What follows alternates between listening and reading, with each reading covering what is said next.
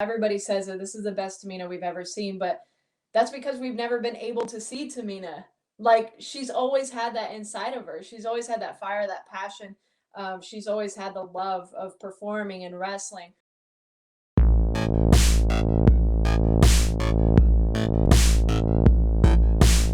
There were fans there, at WrestleMania 37. Was the reaction that you got from them kind of what you were expecting?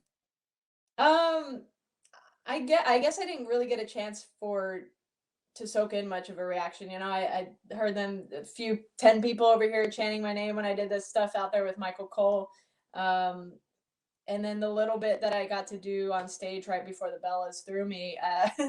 So I don't really know. It was kind of like a mixed reaction, but I didn't really get a chance to sit out there and see how they are taking to me after all this time, because I haven't been around fans, So, I mean, I think whenever I get to have a match in front of fans, it's going to be like WrestleMania. It's going to be like the biggest match ever, because I was like the only person left off the freaking roster that wasn't on the show. So let's make it a big deal whenever I return back to the fans. Absolutely. Main event, hands down. Let's book it. I don't care against who. Literally anybody. Like I was screaming on Twitter, just Bayley against anybody. Main event. Let's go.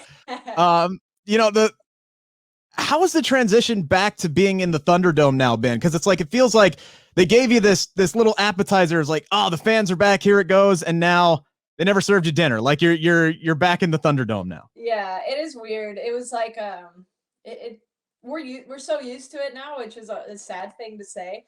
So it was, I guess it's like a little tease, a little carrot dangle. But I think it kind of also makes us just that much eager to get better, and that much eager to just for the world to get better. We got that taste, and now we know that we still have that fire inside of us, that the fans are still there for us. So it just kind of helps us push forward, I guess. Speaking of pushing forward, you are a SmackDown superstar, but there's some big doings going on over on Monday Night Raw. And last night we saw a return vignette for one Eva Marie, referred to herself as the super role model. And I was immediately like, I wonder how Bayley feels about that. And as luck would have it, here I am talking to you the very next day. And I know you got a couple of shots out there on social media, but how'd you feel about that one? Well, it was, I have to say I guess I was surprised, but it's like, there's people out there that call themselves the role model, and now there's another one, and now it's just to the point where I was nice and I let one slide, but I'm not letting this slide. She's coming back into my world. We have a past, we have a history. I've wrestled Eva Marie so many times, and I've actually had a lot of fun with her. Was one of my favorite people to be in the ring with. But that don't mean I'm going to let you come in here and try to be the role model of WWE, because there's only one. There's the one, and it's Bayley. So she's going to have to try to think of another name, all pink everything or something. But if you want to fight for the name, we could do that too. I was going to say, you mentioned there that you had a lot of fun, and that was one of the things that you told Stone Cold. It was like that brief word association, and he brought up Eva Marie, and you said the most fun that you've ever had in a match. What was it in particular about that match or her in person that made, working with her so much fun? It was just that she's honestly one of the most hated, wrestlers that we've had. When she very polarizing. Yes. Yeah. So for me, it was so awesome because the fans were still so on my side.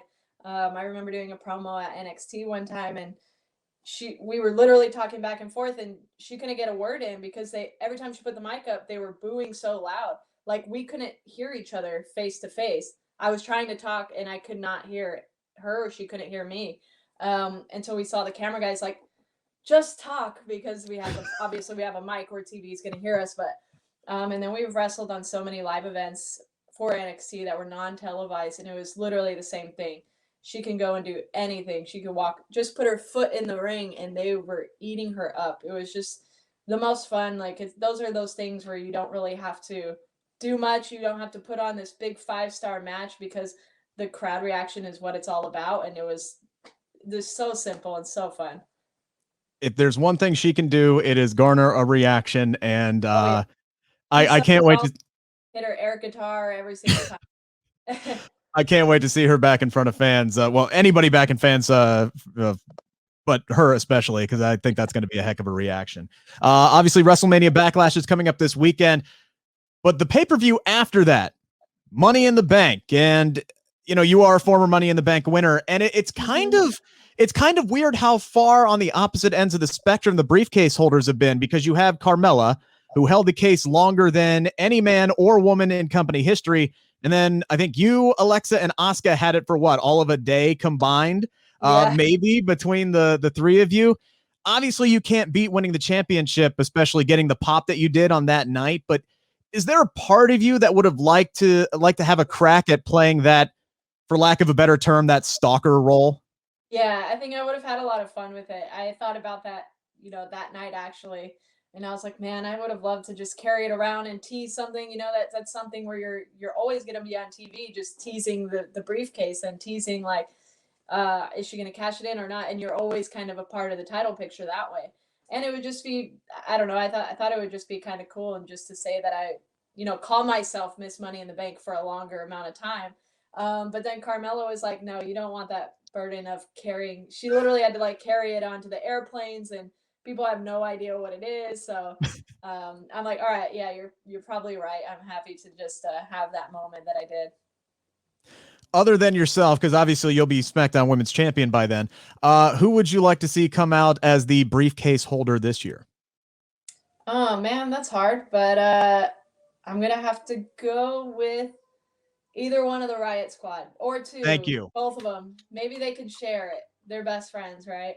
I am with you 100%. Just like I was clamoring for you at WrestleMania 37, I'm on there like, can we get these girls on SmackDown for the love of God? So I am right there with you.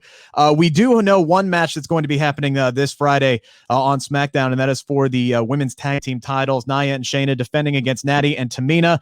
I saw the interview you did with my buddy Alex McCarthy prior to Mania, where you talked about wanting great things for Tamina. How much are you going to be rooting for her and Natty on Friday?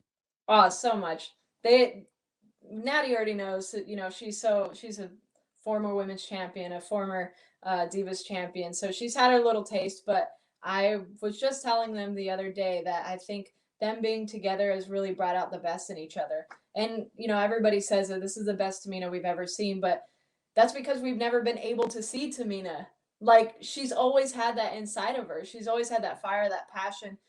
She's always had the love of performing and wrestling, but being able to be teamed up with Natty, and just nobody can deny them. It's so awesome to be able to see them do that, especially at WrestleMania, both nights in a row.